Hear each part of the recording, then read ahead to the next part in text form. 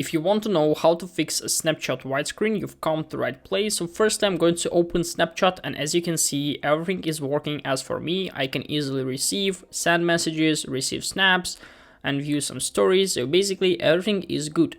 So how can you do the same? Because I fixed this problem maybe an hour ago. So firstly, we need to open App Store or Google Play, and here search for Snapchat right up here. Go to Snapchat.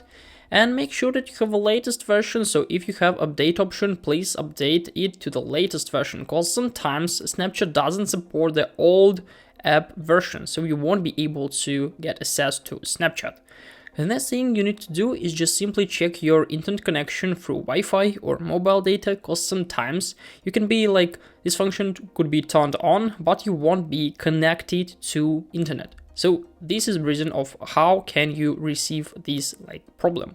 And the next thing, go to settings. On the Android it may look a little bit different. Scroll down to find all the app settings.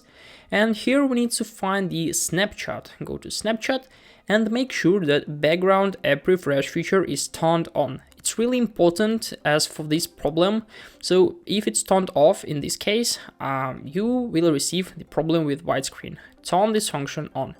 So after that, you'll be able to use Snapchat for 100%. And as you can see, we don't have any problems now. Leave a like, subscribe, goodbye.